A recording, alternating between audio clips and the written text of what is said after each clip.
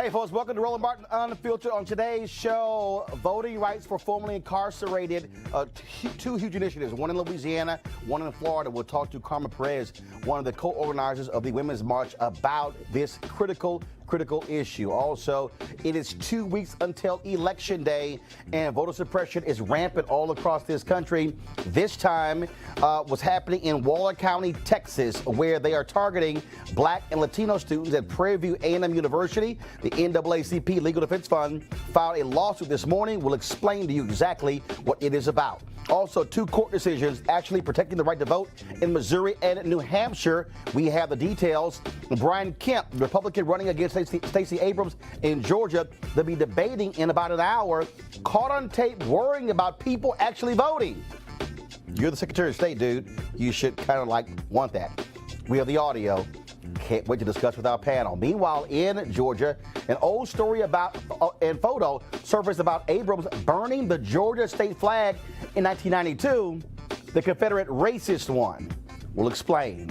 Also, if the Democrats have a good election day in 2 weeks, they can thank Black female voters and Black female candidates. The electoral power of Black women is big, and we'll break it down with a university professor. And also, Megyn Kelly is apologizing after today saying, I don't see what the big deal is about blackface. She learned real quick how social media felt. We'll read to you her apology. Also, Niecy Nash has just put out a helpful PSA for all the white women who losing their damn minds calling the cops on black people. Trust me, you're going to get a kick out of this one as well. And yes, the racists in Florida have issued a racist robocall against Andrew Gillum.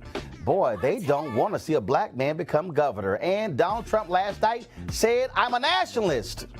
He left out the white part. But we are not a fool. Our panel will break that down as well. It is time to bring the funk on Roland Martin Unfiltered. Let's go. He's got it. Whatever the biz, he's on it. Yes, that is live. Whatever it is, he's got the scoop, the fact, the find. And when it breaks, he's right on time and it's rolling. Best believe he's knowing. Putting it down from sports to news to politics. With entertainment just for kicks, he's rolling. It's on go, roll, y'all. It's Roland Martin, rolling with Roland now. He's funky, he's fresh, he's real, the best, you know he's Roland Martin now.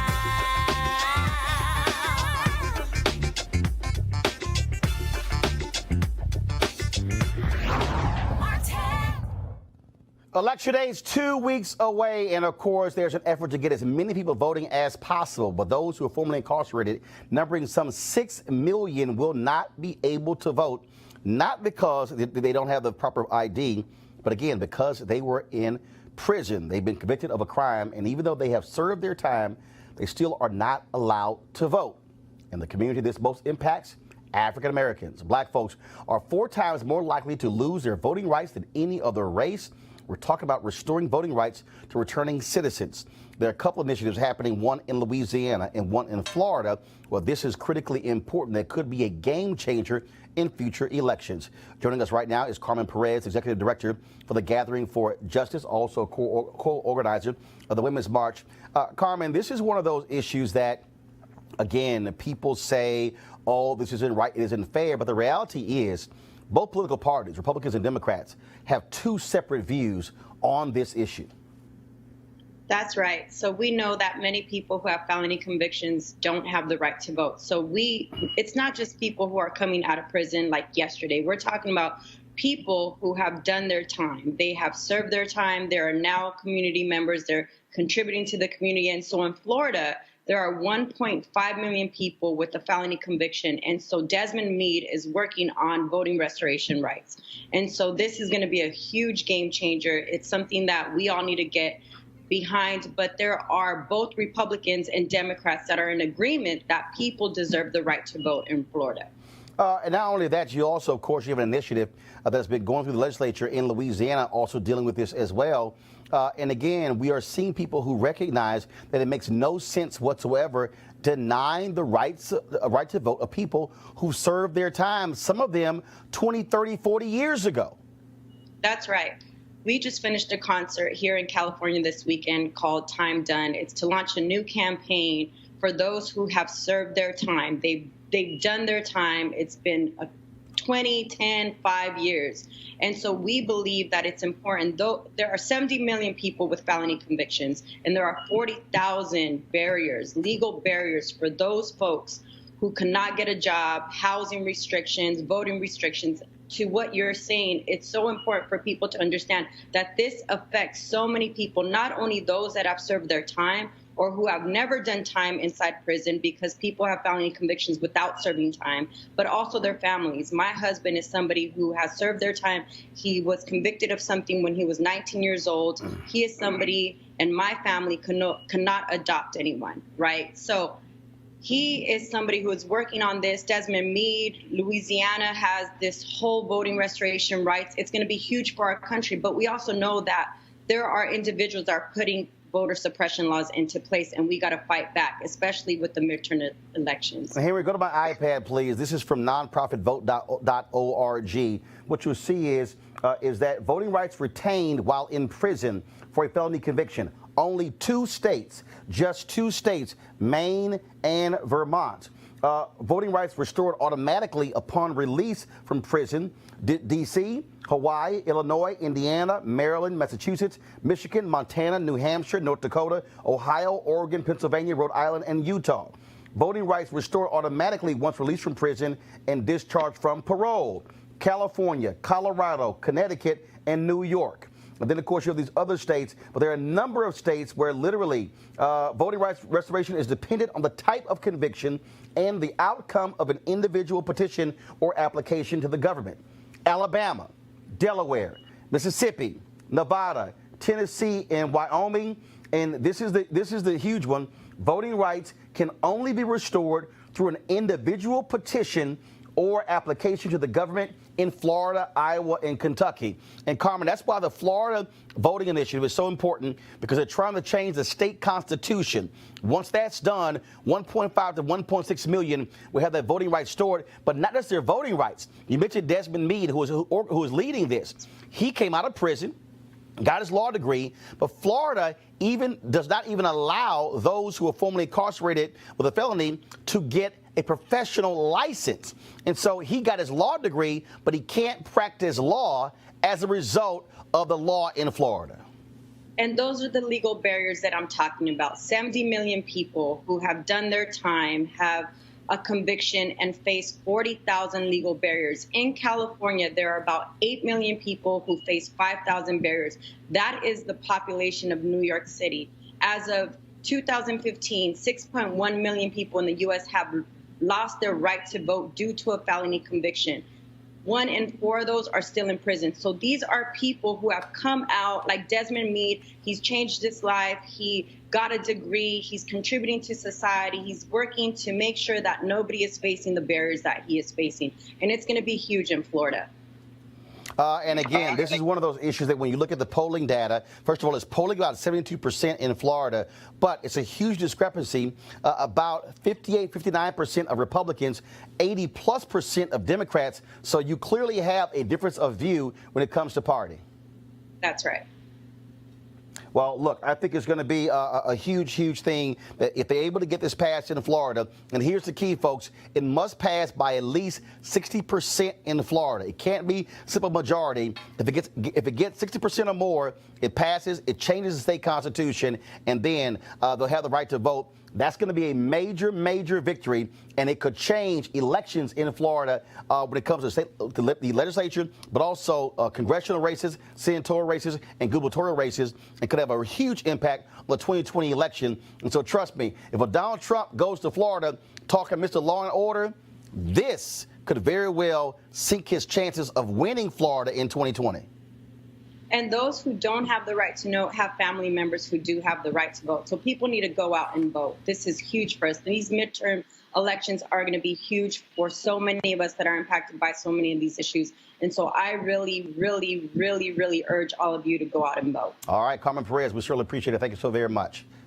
Thank you. All right, want to go to our panel right now. Nick Rathod, Vice President of Asian Americans, Pacific Islanders, Progressive Action. How you doing? Good. Lauren Victoria Burke, writer for the National Newspaper Publishers Association, and also Malik Abdul, National Communications Director for the Black Conservative Federation. Folks, when you look at what is happening, what's happening, of course, in Louisiana when that bill was passed affecting some 2,000 people.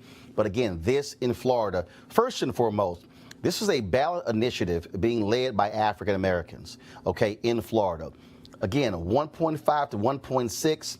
I'm telling you right now, if you're running for office in Florida and you're talking about, I want to get tough on law and order, you're going to have to recalibrate if all of a sudden 1.5 to 1.6 million people are not going to be voting in your state. It is interesting to think about the 60% threshold. That's hard to reach. That's really hard to reach. But the good news in Florida is they have two really exciting races. They have the, Rick Scott and Bill Nelson running against each other, and obviously Andrew Gillum. Andrew Gillum should bring out the type of constituency that really would care about that particular ballot initiative. I actually think it'll make the 60%, which in another year I don't think it would make the 60%. Well, look, they've been polling very well over the last 3 or 4 months. Live on this show, when we got the most recent data, it showed about 72% is where it's polling right now, because it's a lot of white folks in Florida who are felons or formerly incarcerated who are looking to also get the right to vote. Malik, I'm telling you, if you're Republicans and conservatives in Florida, you're going to have to change what you say, because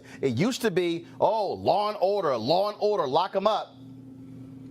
You got 1.6 million folks now who are going to have a ballot in their hand. I think that's going to change. That's going to change the tone of a lot of campaigns. Yeah, I think they can make some changes to the rhetoric, but I think overall, I support what the ballot initiative down in Florida. I think the Republican Party as a whole, especially when you're talking about people who have served their time, I think that the Republican Party as a whole benefits from encouraging legislators. Fortunately, Florida is one of the few states that allows that what they have there in Florida, but I'm glad to know that a lot of the Republicans in many of, if not most of the other Republican states don't have those same issues as in Florida. But as far as this ballot initiative, I'm all for it. But Nick, look, the reality is in Florida, what they have is a joke of a system where Rick Scott, who's the governor, appointed several commissioners where you had to actually physically go before them to explain why you should get your right to vote back. And then one of the individuals on it would ask every person, do you go to church? And they would be going like, well, what the hell they got to do to get my right to vote back? Wow. And they very rarely said yes. I mean, one guy who had no issues for 20 plus years laid this whole deal out, and they were like, you've done a good job of staying clean, but no, we're not going to give you a right to vote. And so what this measure does, wipes that commission out, where you will have that right to vote as soon as you get out.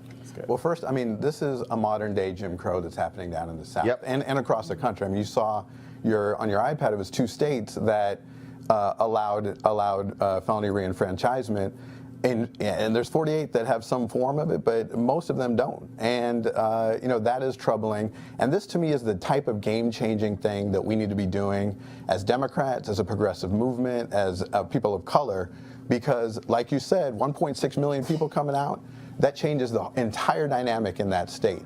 And in every state that we can get that passed in and moved in, I think, only speaks to then further challenges for the Republican Party and benefiting the progressive movement, and especially black and brown. Lauren, this is also going to be a lesson, frankly, for progressives and Democrats when it comes to ballot initiatives. Conservatives have always funded these initiatives, gotten certain things passed, constitutions changed.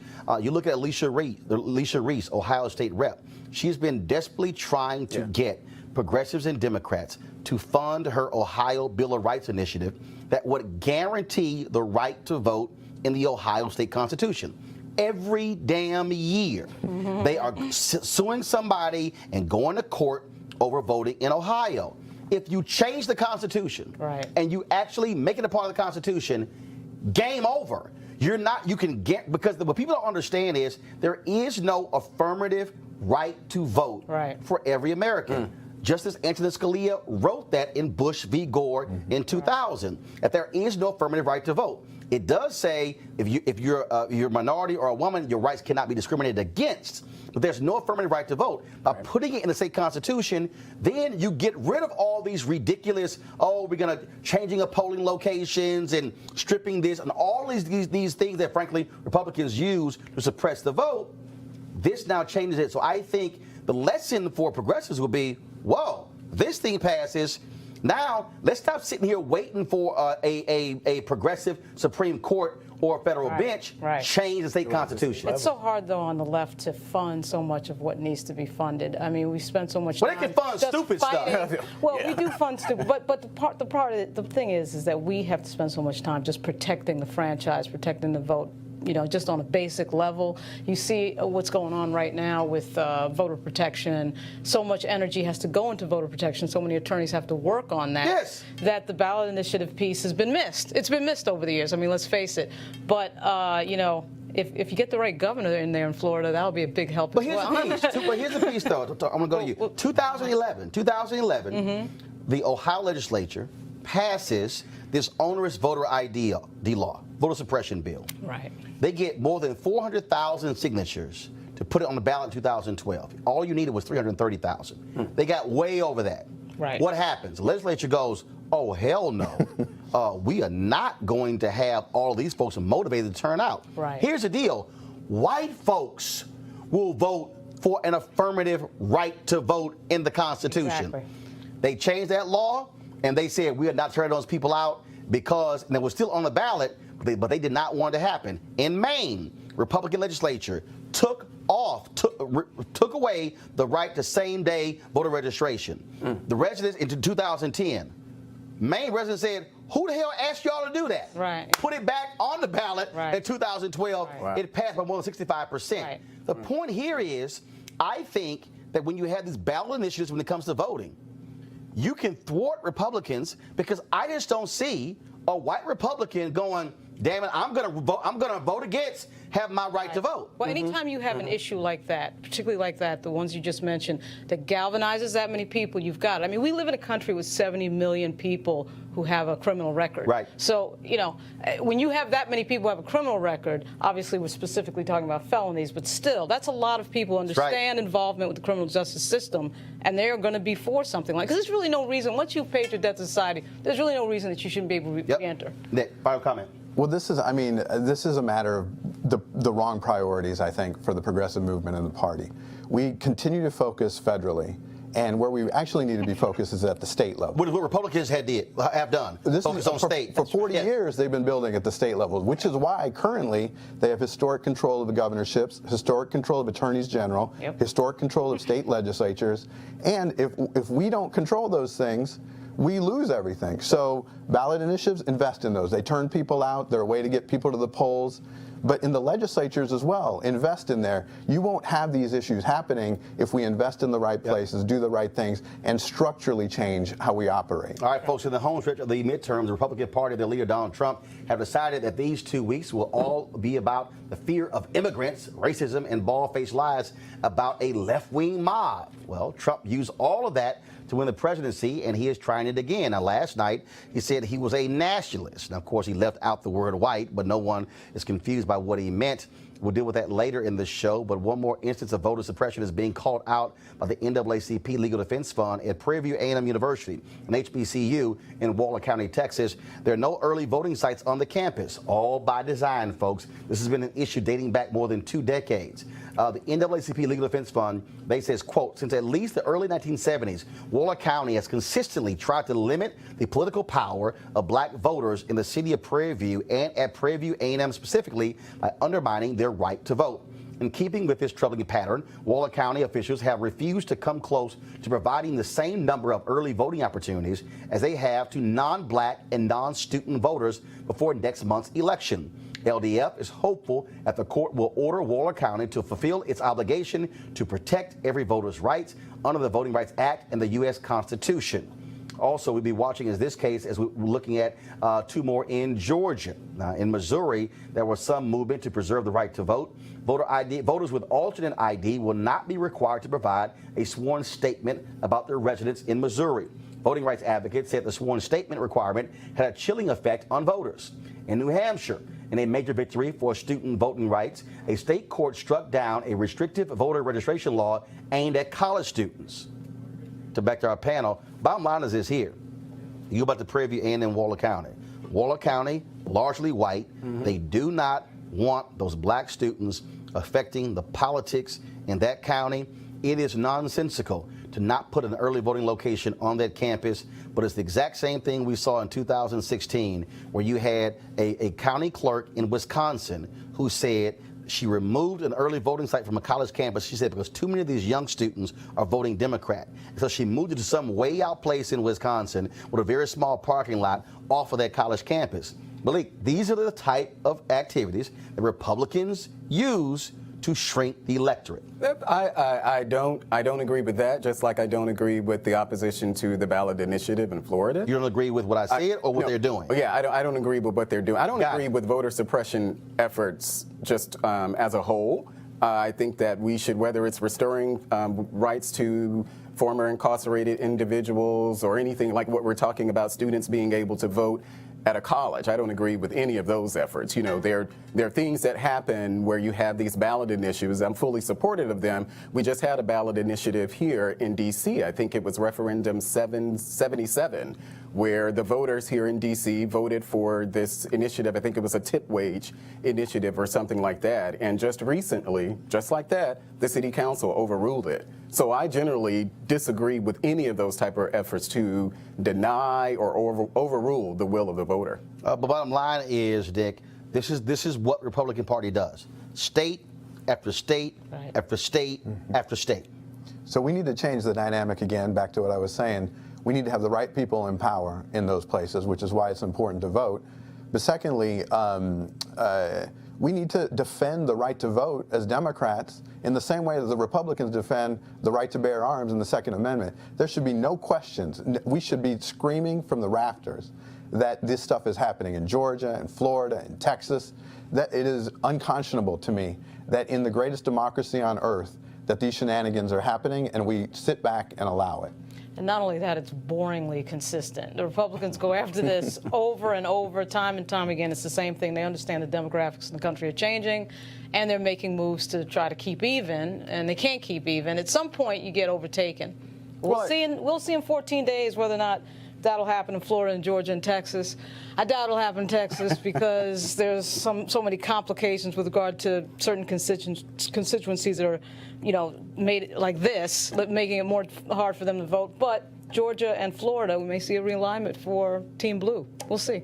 Yeah, well, I think it's important to at least distinguish what's happening in, for instance, Texas with the students being able to vote at Prairie View and what's happening in Georgia with this voters, the 52,000 voters who can vote, but they have to, what is that, the exact match law that they're doing down there on the floor? Yeah, I mean, I think it's important to distinguish what's happening there from what's happening in Texas. But actually, what previously happened in Texas, that 5 different federal judges said that the Texas voter ID law was discriminatory. The Obama administration sided with the plaintiffs in that. The Trump administration comes in, they sided with the state of Texas. It went to the Republican Supreme Court, and then they sided with Texas on that. But again, and let's be real. They said some 600,000 folks in Texas disenfranchised by that voting ID law. Right, and voter suppression is now effectively the policy of the Republican Party. I mean, this is what they believe. Based on what? No. It is based on an opinion. No, it's not. No, it's not. Hold up. Malik, I can do a roll call. All right. You want to hit a roll call? Let's do the roll call. Iowa, Georgia, Tennessee, Arkansas, Louisiana, Mississippi, Alabama, Florida, Texas, North Carolina, Pennsylvania. You want me to keep going? Well, and it got worse. It started right after Barack Obama got elected. And again, you're including Georgia in that, and Georgia is probably one of the other states where what we have in Georgia is that exact match law. No. Let me help you out. Here's what happened in Georgia. Yes. You had the exact match games that were going on. Yes, under Kemp. A federal judge, ruled against Kemp, said this is not right, not proper. And then the legislature. What do Republicans in Georgia do? We're going to make it the law. Yeah. Okay. So then they actually made it the law. So you had that going. That's voter suppression. In Tennessee, same thing. Black Voter Project turns in some 36,000 registrations. They say, a number of these are invalid. Won't tell them what makes them invalid. They're just saying they're invalid. But that's not what happened in Georgia. Wait a minute, hold up. In Missouri, the Secretary of State in Missouri, Republican, releases a video and say, you got to have this ID to vote. A federal judge goes, no, you don't, smacks him down. Kansas, Chris Kobach, Kobach pulled all of his games and tried it on a national level. It got thrown out. 2012, the leading Republican in Pennsylvania says Mitt Romney is going to win Pennsylvania because of voter ID. In Alabama, Republicans shutting down driver's license offices in that particular place. Florida, I've already laid the whole thing out. I can go Arkansas, Texas, Republican, Governor Greg Abbott, 5 different federal judges there. Do you need any more examples? No, but I still don't Hold think up, that. I ain't done yet. North Carolina, where the Republicans in North Carolina, where the federal judge said they had a laser-like targeting of black voters. They shut down early voting locations. Yes, I remember that. They ended voting on Sunday. I remember. I just gave you a dozen states led by Republicans where they have enacted voter suppression. I have not heard Roland McDaniel, the GOP chairwoman, say a word. I have not heard Donald Trump, president, Republican, say a word. I have not heard Speaker of the House Paul Ryan, Republican, say a word. I have not heard Mitch McConnell, Senate Majority Leader, say a word. I have not heard black Republicans as a group, other than Colin Powell, stand up and call out voter suppression. That's your evidence. Well, I mean, you can mention Colin Powell, and you can mention some of the other ones, but those particular states that you're talking about, I don't know the details of each of those, but I just gave them to you. But you're talking about, and I think what you mentioned is that this is the play of the Republican Party. Which it is. That's your opinion. No, but it's not a fact. It's a fact. Well, that's your opinion. Malik, I just gave you. Yes, you gave me instances. You gave me instances in America. Yeah. I just gave you at least 12. I can go find you. But that's not. Why is it hard to admit? Why is it hard to admit? Because it's not. Because I don't believe it's true. Name a Democrat who believes in voter suppression. Name a Democrat who is done what Chris Kobach has done. I don't even. Name one Democrat that's done what Chris Kobach has done. You're saying name a Democrat who. Name one Democrat. No, name Democrat. But you're giving your opinion. I can name Brian Kemp. You can say Brian Kemp. Brian Kemp and Chris Kobach is not my. But that's your opinion on Brian Kemp. I'm helping you with one more. But that's your. I'm helping you one more. Conservative group right here in Virginia, a legal group. They were sending notices to very small towns in Mississippi saying, oh, these voting rolls where names don't match. If you don't remove them from the voting rolls, we're going to sue you. These small towns did not have the money to hire outside attorneys, and so they actually began to purge their rolls because of what they actually did. Speaking of purging rolls, Republicans in Ohio actually led the whole purging of voting rolls initiative. White man in Ohio sues them, go to the Supreme Court. How does the Republican-controlled Supreme Court rule? Yes, purging is allowed. Dude, that's policy. And again, the Republican Party says nothing. In every single instance I just mentioned, the Republican Party has never sided with the people voting. No. They've never sided with the people who were fighting against it. So you keep saying that's not the party's position. Malik, please show me, and I will wait for it, how Republicans never side with folks who are trying to vote. I just told you in Maine. So speaking the Republican legislature, the Republican legislature and the Republican governor changed the state law. Right. Didn't ask nobody. When it came the same day voter registration. The voters went, what the hell are y'all doing? And overruled them as they should again. have. As they should have. But please show me. You can take the what's the Georgia governor now? I mean the Georgia governor. What he did after the hurricanes, the storm damage that was down there. What he did, he extended what was that early voting in I think several of the counties in Georgia. That's what the Republican Party is. That doesn't mean that there aren't places where there may be some voter suppression, but that's not a policy of the entire party. It's just not a policy of the entire party. It's just not. Last chance. This is the last chance you have. This is so like this is like a preacher trying to give you the last chance. Give your life to Jesus. I just need you, Malik. Please show me an example where Republican state officials, party officials, where Republican governors or leaders, where they have stood up and said, what our party is doing is wrong and shaving votes off and suppressing the vote. We're going to stand with those who filed the lawsuits. Can you give me an example? Let me look at Jeff Flake's Twitter account. He may have said somebody like Jeff Flake. Yeah, but of course he hadn't said it. But of course he hadn't said it. Good at saying stuff but doing nothing. Because in Texas we call that all hat and no cap. So I don't have an example of that. You don't have an example. I don't have an example of that. Guess what? They don't What's exist, bro. They don't exist.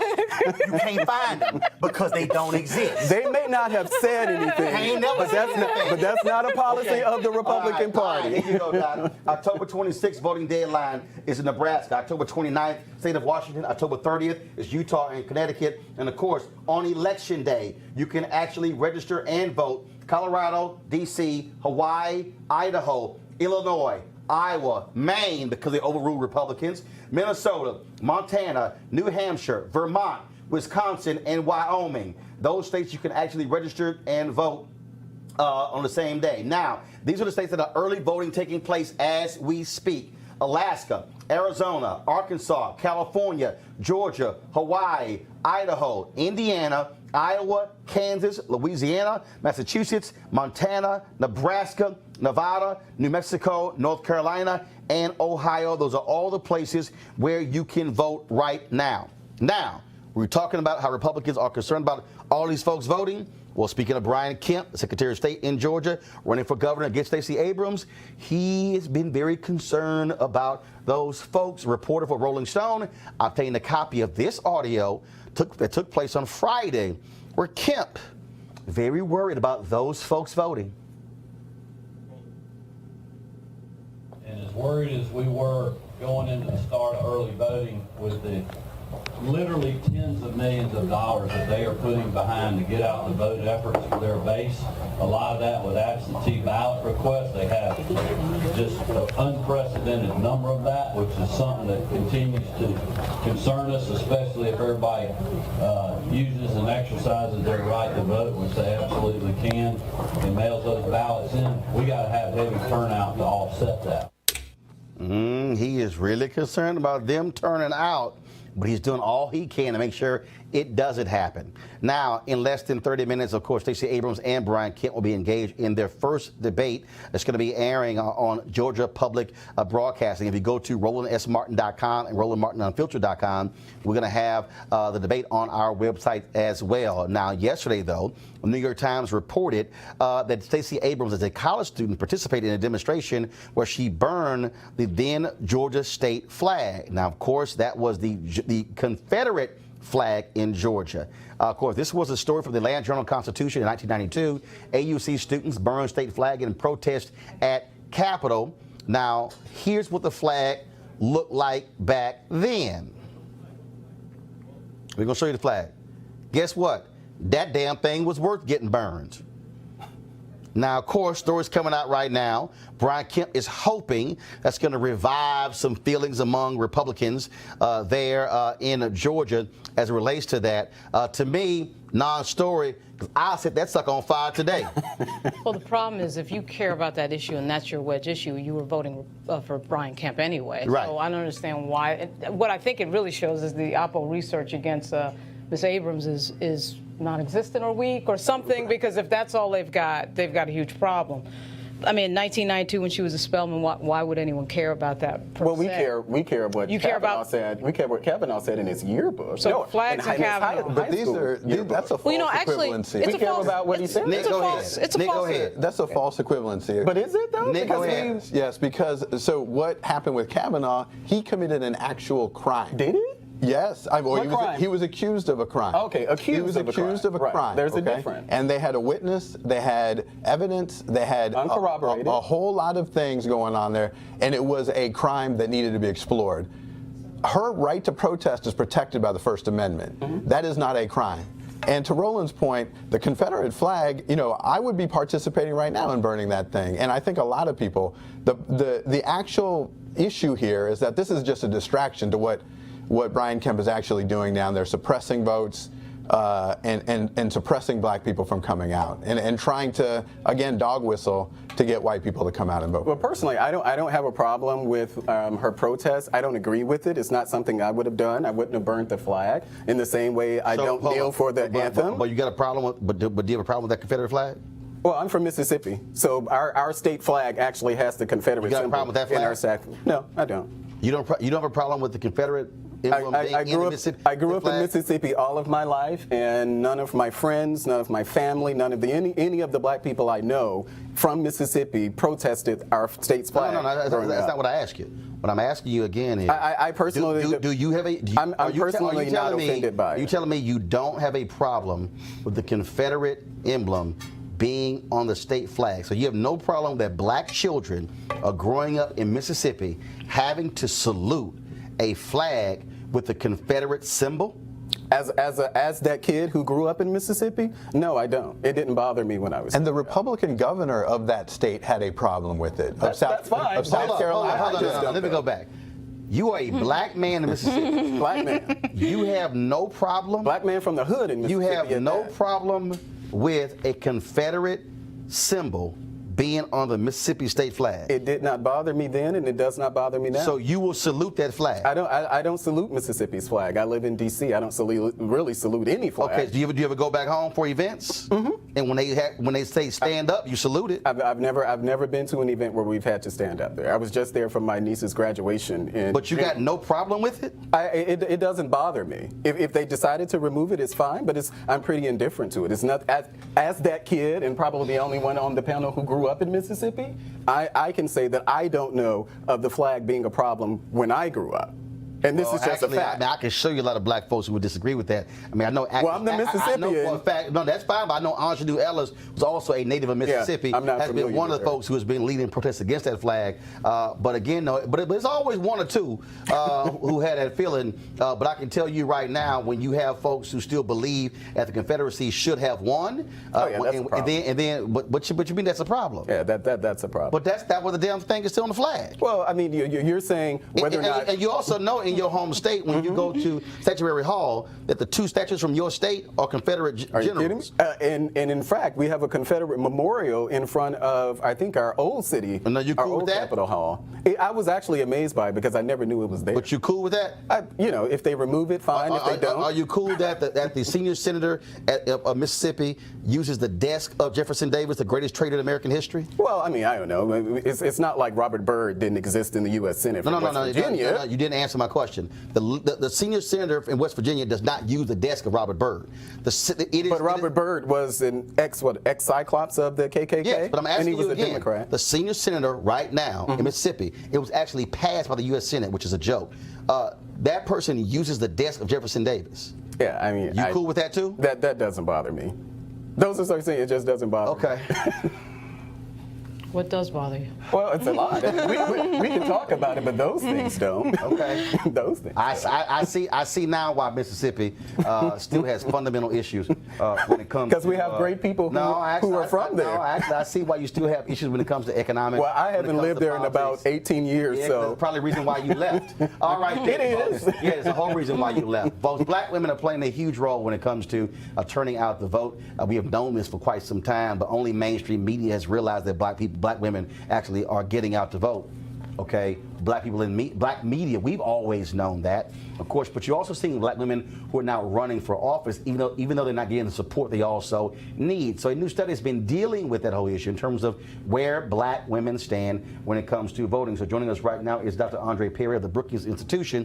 They've been looking at this. And Dr. Perry, how you doing? Doing well. How are you? Doing great. Good seeing you, sir. And so when you look at what is happening across this country, you got black women who are not waiting, who are not hoping some political party or some candidate come in with resources. Folks have been on the ground pushing and working hard for quite some time to turn out black women who also hate the Republican Party more than any other group in America. That's right. So Brookings Institution and the Higher Heights Leadership Fund decided to create a roadmap and looking at the conditions that are ripe for black women electoral success. And what we found is something that we've intuitively known, that black women in majority black places have a higher chance of getting elected. But what we're seeing over the last couple of years, that black women are winning in majority places of color. as opposed to black places, expanding the range of options they have. So London Breed, for instance, San Francisco, should not be considered a surprise in a lot of places. You mentioned Ayanna Presley. She is not a surprise. And then we also found that majority blacks or places where there's a high concentration of black folks, states with a high concentration of black folks, there's a better likelihood of winning. So even in places like Mississippi, women are standing up and their batting average is not that bad. The issue is not necessarily getting out the vote per se, but getting people to run. You know, of all the open seats this year, only a third were contested by black women. In black districts, majority black districts. You also, of course, have Johanna Hayes, who's in Connecticut, who's also running, could be the first person of color from Connecticut. Then, of course, you also have a sister who's running in Iowa as well. And so what you are seeing these black women run, but also I think a huge part, first of all, you have Democratic constituencies that have not been supporting them. That's right. And so what is also being created, you're seeing these black women networks that are also utilizing their buying power and their money to fund a lot of these races as well. We had a group of elected officials and support groups come to the Brookings Institution when we released this report. And Catherine Pugh, mayor of Baltimore, she flashed a Delta sign signifying that she utilized her social networks to get elected. Black women are not getting the financial backing as their white peers, and they're not getting the backing from the Democratic Party. And we don't have to necessarily mention the Republican Party, which has been absent. But they are leveraging their social resources, and they're winning in spite of the electoral apparatus. And so it's encouraging in that regard, because if they get a decent amount of support, in what you saw in Alabama late in the game, the Democratic Party coming in and supporting the on-the-ground efforts, and you saw what happened there. If they get the kind of support in 2020 that they well deserve, you might see a different outlook in places like Alabama, Mississippi. You know, Doug Jones could have been a black woman. And that's what people are now starting to see, that we don't necessarily have to work for a white candidate. We can elect black candidates to completely represent. Malik, your party's got a black women problem. Well, they really, absolutely. They really hate your. No, and this ain't my opinion. I'm sitting in a meeting with Reince Priebus and top officials there, and a black Republican woman who was sitting there. She said, "Black women hate us more than anybody else. There's no other group in America that hates the Republican Party more than a black woman." Well, I mean, the Republican Party does have a problem just generally with blacks. I don't know what our percentages black are. women hate y'all. Well, bro, I'm talking about the number is, look, 94% of black women went for Hillary Clinton. Well, and it wasn't just because of Hillary Clinton. Yeah. They hate y'all. Yeah, but that's part of that is conditioning. Part of that is just the culture. But part of it is policy. I agree. Part of that is policy. A lot of it is policy. Why wouldn't necessarily? Some of it probably 90% of it is policy. I would probably say about black women 60. are clearly powerful, but they're not protected. You know, at the same time they created the mantra Black Lives Matter, black women have the highest maternal mortality rate in the industrialized world because of largely Republican-backed economic policy, healthcare policy, education. And so that's all of these things, if it's not a stretch, when you're not supporting a minimum wage, New York Times has released a sobering report about the number of children who are homeless going to school, and it's largely because of housing policies and income policies. But Republican policies, because Trump has only been in office for what? 2 years now. I would never blame Trump. But I'm just saying. But prior to him, Obama was in office. That whole thing of calling Maxine Waters low IQ, that kind of plays badly with black women, don't you think? I mean, that's kind of a problem. Right? That don't help. Then, of course, when you have the chief of staff have John Kelly come out and lie on Congresswoman Frederica Wilson. Street artist. Straight up lie. Don't even offer her an apology. Oh, you remember that one? When John Kelly came out to the podium and then chastised her, saying she did not stand up and support federal agents in Florida, even though she kind of she was the one who made it possible to have the building renamed. And he basically called her out. It was a flat out lie, and he didn't even have the guts to apologize to her. That don't sit well with black women. I imagine. But to your credit, I'll say that the Democratic Party, by and large, particularly the liberal side of the party, have also supported policies that have not behooved black women well. And at some point, and this is why black women are starting to run, because they're starting to say, hey, neither party is representing me. And so I have to run. And that's why you're also seeing a number of PACs that are starting to emerge. And so the Democratic apparatus is not sufficient for black women. And so, yes, it's not just Republican policies, but clearly they have not supported the things that black folk have represented, from welfare reform, the prison industrial complex, to a number of issues that went against black women's interests. Yeah, but I don't believe that constitutes the 90+% that we generally vote. I mean, actually, it does. I think what are we now, like the largest political voting bloc in history? Count that to conditioning? No. But no, I said part of that. Part of it, yeah. I said part of that. No. I said part of it is conditioning. No. But also, see, here's the mistake. Conditioned for what exactly? Here's the we can't figure out the issues like anybody. What do you mean when you say conditioning? That says to me we're too stupid to figure out that it doesn't mean one that party is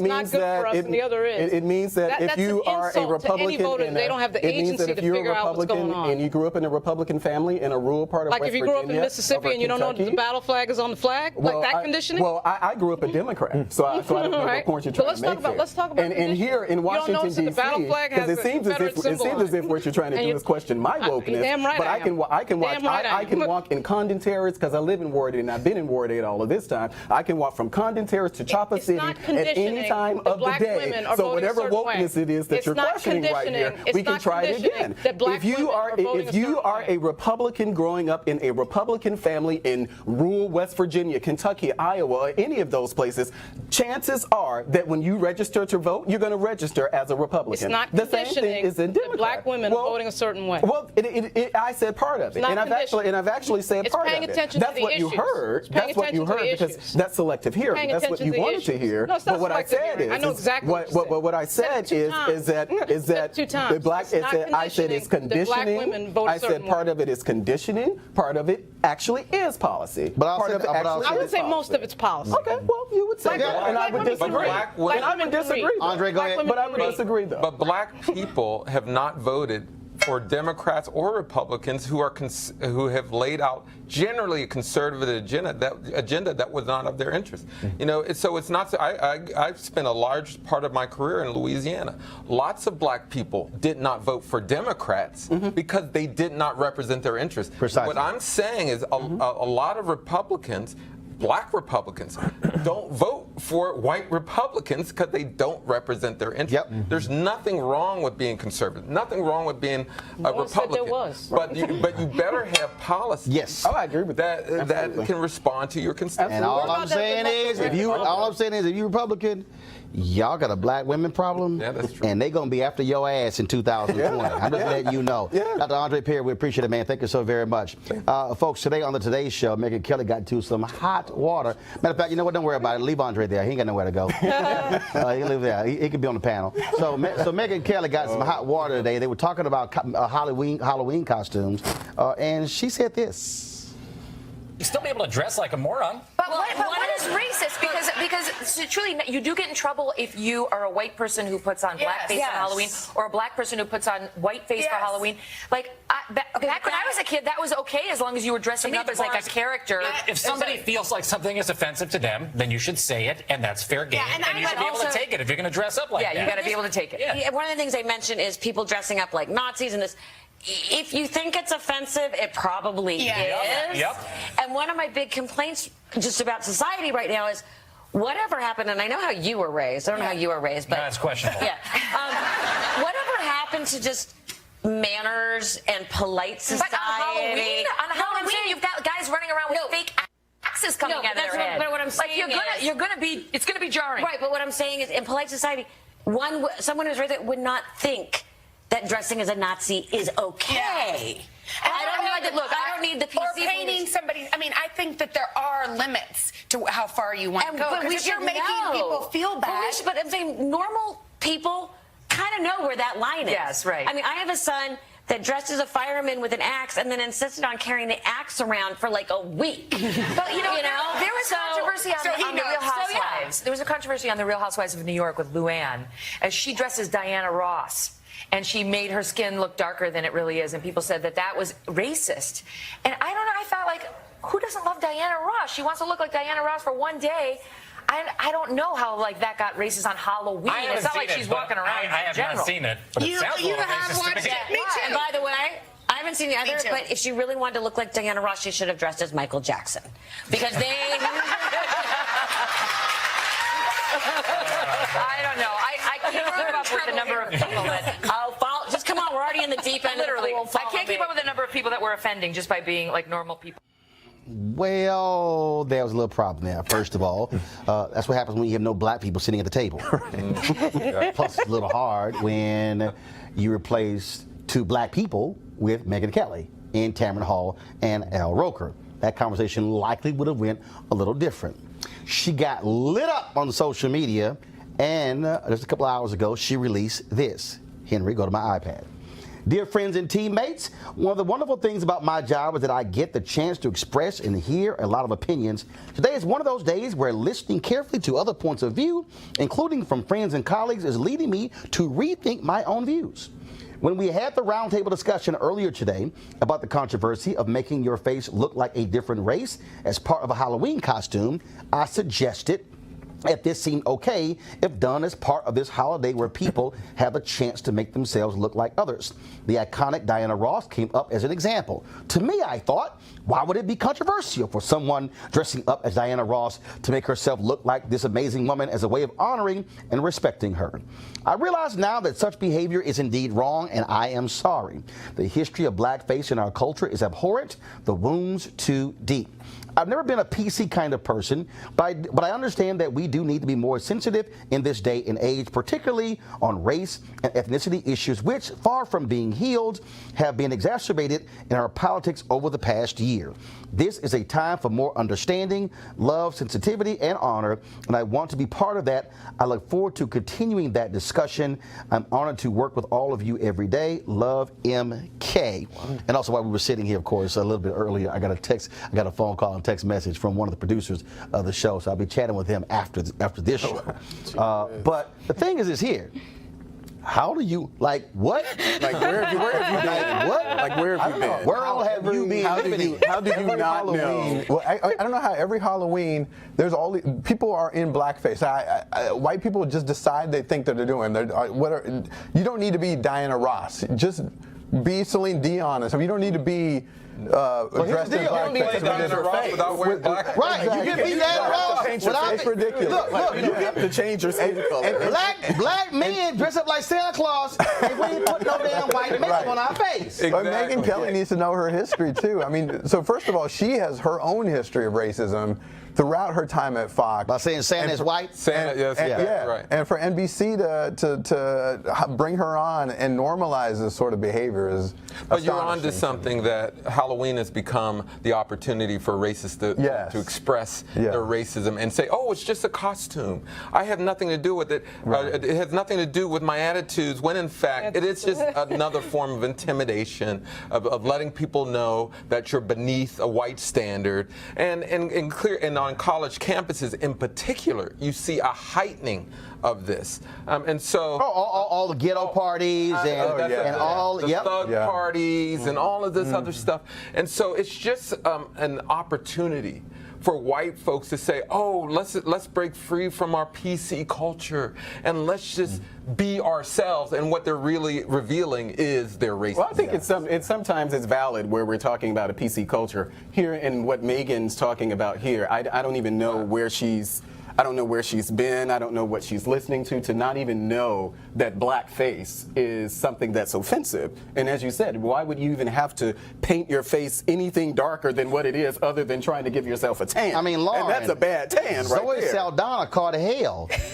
Darkening her features to play Nina Simone. With the A black woman. With the prosthetic. A black woman called hell. Totally Darkening her forgot about skin. that. That's right. That's right. Yeah. You know what? I'm just going to give a shout out to Jacob Soboroff, who was out there and said, "I haven't seen it, but it seems pretty racist to me." And then Jenna Bush goes, "Yeah, me too." I'm just saying. It was like, what is going on here? But again, Tamron Hall should be sitting there, and we all know it. That's what I think about when I see this moment. Right. Tamron Hall is the one that should be sitting there. Well, I'll tell you this here, when you talk about this idea of how people perceive what is racist. Last night, of course, the Orange One had a rally in my hometown of Houston for Ted Cruz, where he said, hey, it's cool to be a nationalist. Press play.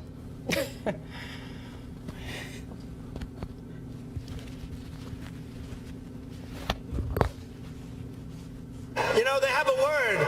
It sort of became old-fashioned. It's called a nationalist. And I say, really, we're not supposed to use that word. You know what I am? I'm a nationalist, okay? I'm a nationalist. Nationalist.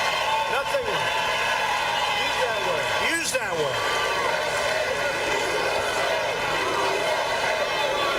word. It's old-fashioned, all right.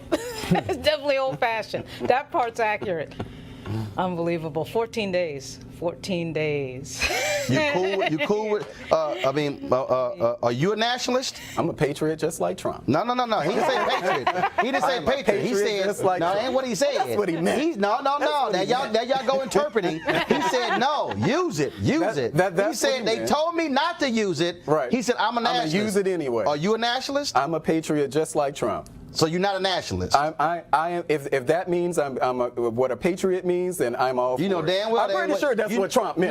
No, I'm pretty sure that's what really? Trump meant. So why did he say patriot? Well, because I think we know that Donald Trump is provocative. We know that he tries to push back against anything that's orthodox. And I think that's an example of what we're seeing there. White nationalists are orthodox? Well, he didn't say white nationalist, he said nationalism. But he white. But if you talk about, if we get to the definition of nationalism. But you black. Are you a nationalist? I'm a patriot. I'm an absolute See, you won't answer that damn question. See, so it's amazing, Andre, how you won't answer the question because he knows exactly what the hell nationalist means. But if you're going to be a patriot like Donald Trump and signal a white nationalist word and then harbor all of the segregationists, the racists, the bigots in the Republican Party, then what kind of patriot are you? Well, Donald Trump has rejected that. No, he hasn't. Donald Trump has rejected. No, he hasn't. When has he not rejected racism and bigotry? When has he not done that? Hell, he still 2 days after Charlottesville, he President Douglas condemned it. living at his house in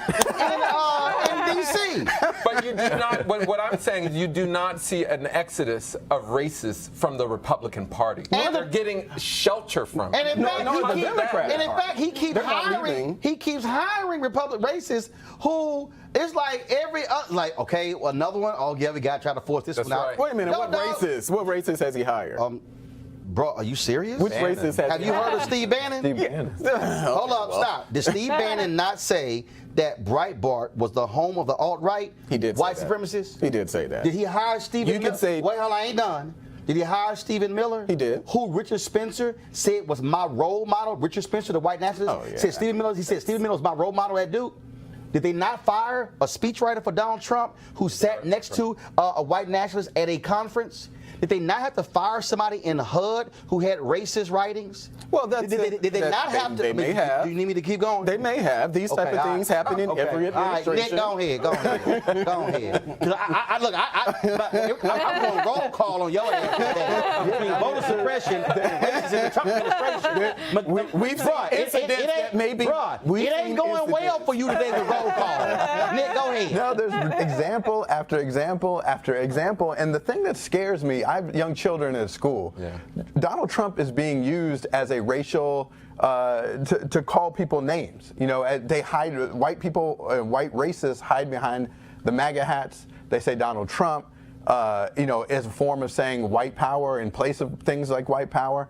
And he sort of doesn't, he doesn't do anything to disavow it. In fact, he's doubling down on it. Everyone knows what he's talking about there. And then the chants then that follow and people cheering USA, right. USA are just, it is, you know it when you see it, you know. Just like the Republican congressman who stood on the floor of the United States the United States House to tell Maxine Waters that can we just stop focusing on discrimination and be one country when the Republicans were voting to actually overturn an Obama law that hit folks who were discriminating against black people in the buying of cars. Republicans actually passed that, getting rid of provisions to stop discrimination because they say we one country. And she said, I won't yield my time. But speaking of also, again, Republicans being aided by racism, this robocall went out across Florida against Andrew Gillum.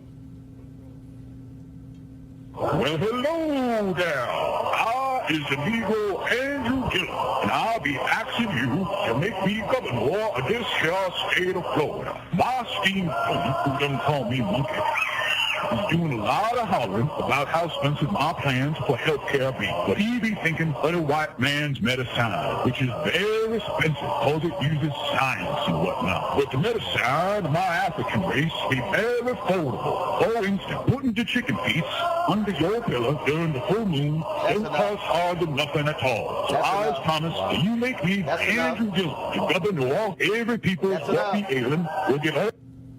That's the second racist robocall that white racists have unleashed against Andrew Gillum in Florida in support of Ron DeSantis, his opponent. That's unacceptable. It's unacceptable. It's the best black GOTV you could ever have.